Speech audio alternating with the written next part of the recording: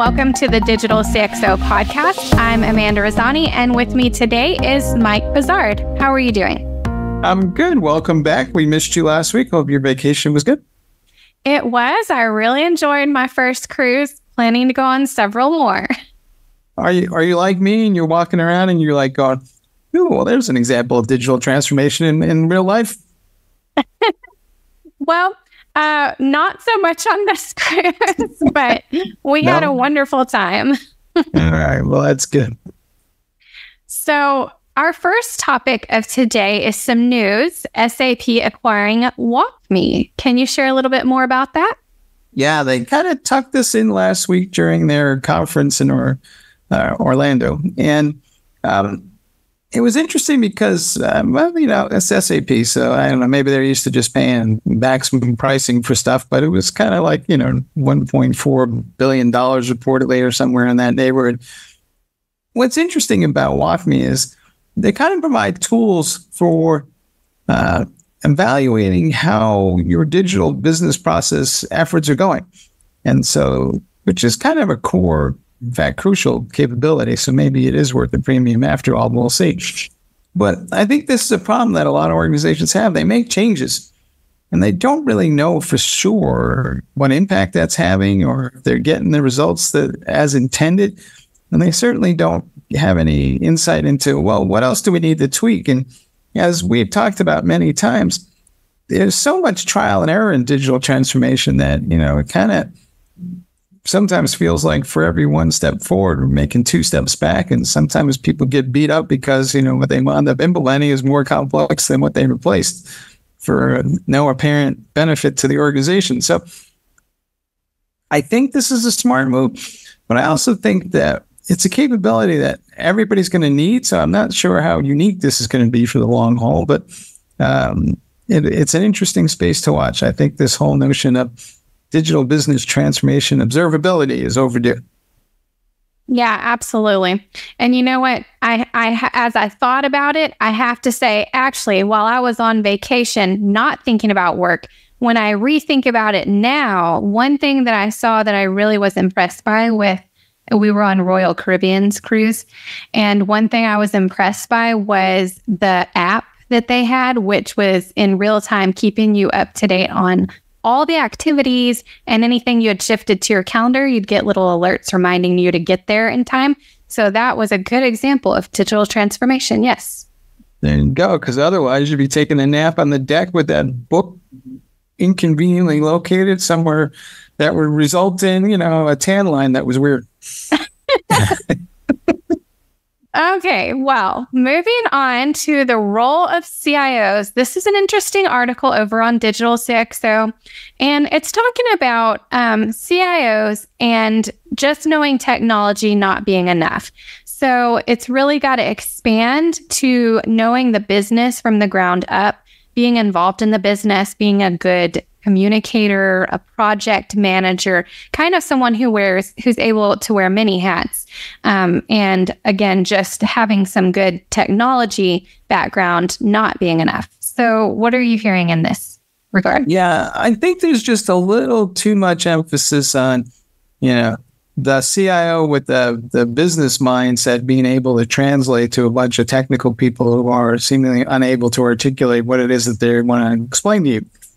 I find that a lot of the technical folks are getting much savvier about the business than ever, and they're well able to have this conversation. So I think what we're seeing more of is that it's easier to teach the technical folks the business than it is to teach the business people the technology.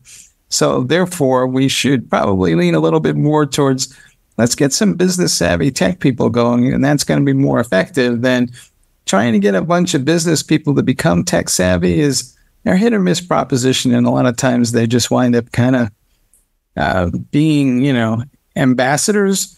And as we've all seen around the world, ambassadors aren't really all that effective. What we really need is people who can roll up their sleeves and get things done. Yeah, it's true. And I will say that this isn't just the role of CIOs. I'm really seeing this more across the board, that there's multiple executive roles or even leadership roles that require more than just one specific area that they're good at. Really, you do need to have a little bit more skills in general, especially in communication. That's the key. That is the key all the time. It's like everybody needs to be able to do multiple things if you're only good at one thing. There's this thing called AI out there that's pretty much going to optimize that one thing for you. So maybe, you need to be able to play both sides of the ball, as they say. Yeah, be adaptable. And moving on, we have the role of low code. This is an article, How Low Code Gives Software Companies a Competitive Advantage. And of course, we're seeing this a lot more. It's breaking down barriers and making it easier for people that maybe don't have as much of a coding background, or just making it more efficient and speeding up the process with the low code. Yeah, and you and I have talked about this issue a little bit over on Textron.ai, but from a digital CxO perspective, I'd say low code has been amazing, but maybe not lived up to its potential, right? I feel like a lot of the times we wanted citizen developers to be able to build apps, and problem is citizen developers are just that, average citizens, and they tend to build applications that are ugly, they don't scale, and they certainly don't know anything about security. So we're rolling those things out across some sort of digital workflow that needs to scale has always been problematic. I'm hopeful, though. I've seen a lot of advances in these Gen AI interfaces, and soon you'll be able to describe what it is that you want this workflow or application to do, and that will result in some sort of output being generated by a low-code tool that you may never actually interact with. It's just going to be a dialogue and a conversation between you and the Gen AI system until you get something that you like. And then you can iteratively address issues like scale and security as you go along. And I think we're going to wind up essentially talking to the application development process, and that AI may become a developer. Historically, it was always kind of like, here's my requirements document, and then developer goes off for, a month or two to build something. Then what comes back is not quite what I had envisioned. So then we go round robin on this forever and ever. And eventually I forget why it is we were building this thing in the first place, or the problem itself just went away. And I feel like we're going to get to a point now where the whole thing is going to be condensed. It's going to be us being able to chit chat with the bot. Might be multiple bots with different specialties to get to something that we can not only iteratively build, but iteratively tweak as we see fit as we go along. Because, we chatted about this in the past where there's no such thing as the perfect process. Everything has an exception. But it would be great to be able to just code that into the application as required. And hopefully we don't get to the point where we have more exceptions than rules.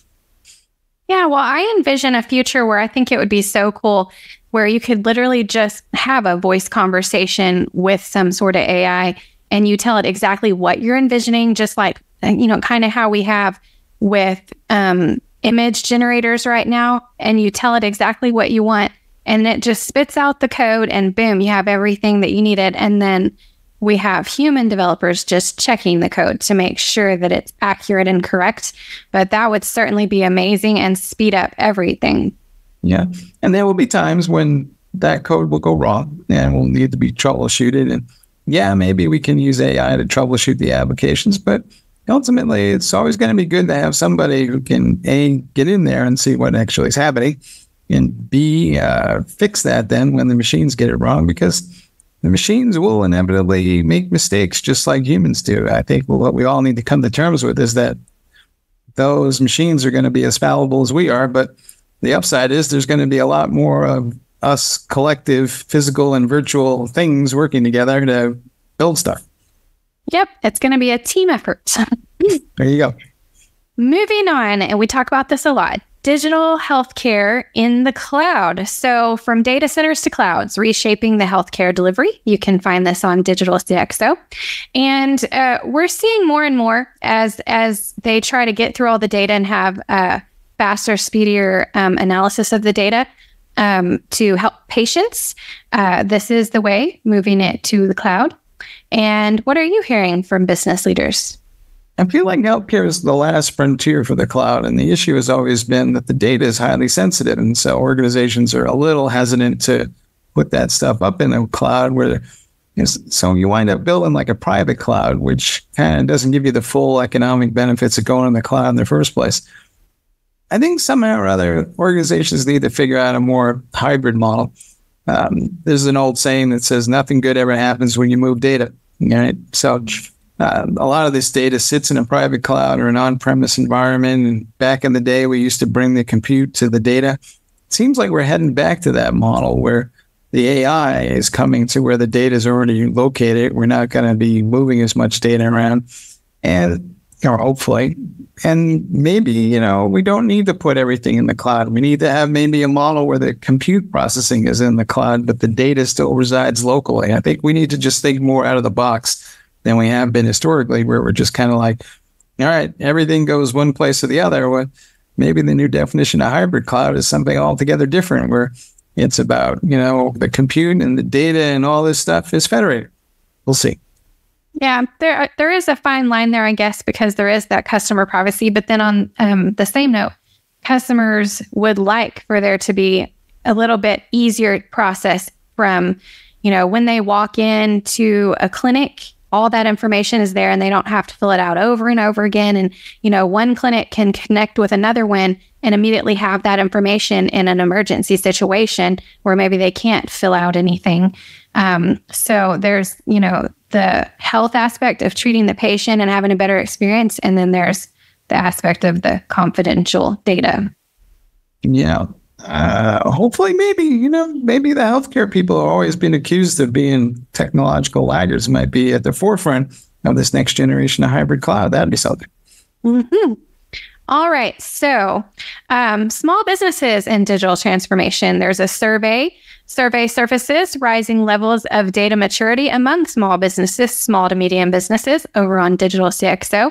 And what are your thoughts on this? And what are you hearing from business leaders?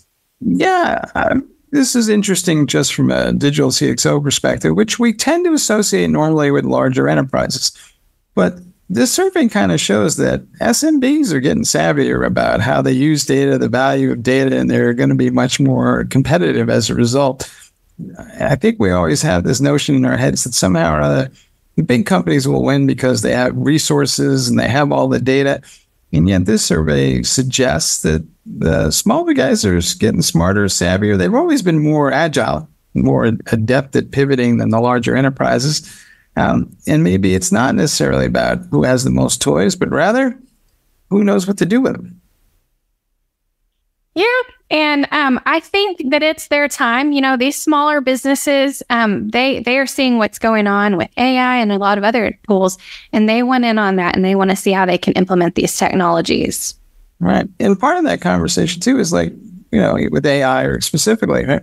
We're all talking about these large language models, and it's all going to be, either something I deliver through an AI service that's a general purpose LLM that we're going to tweak with all this custom data. And, that sounds like something that favors the large enterprise. But it turns out there's these new animals out there that are called small large language models, and they can be tuned just as easily for specific functions and tasks as well.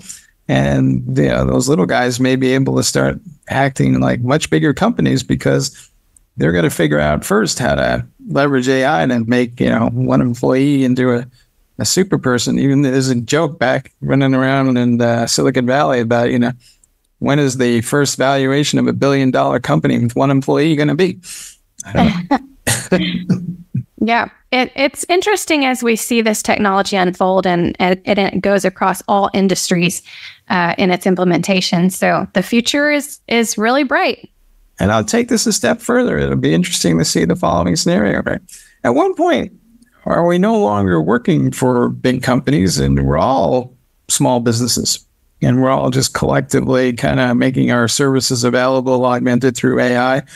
And, our bots are collaborating with one another, but we're all basically entrepreneurs. There's another possible outcome. That is an interesting thought. Yes. Well, we've given you a lot to think about today. So please let us know in the comments what interests you the most. Go check out those articles that we mentioned to get the full details about all these different topics, and have a great week. And Mike, any final thoughts? All right. No matter what, most important thing to do is keep innovating. All right. Have a great week, everyone.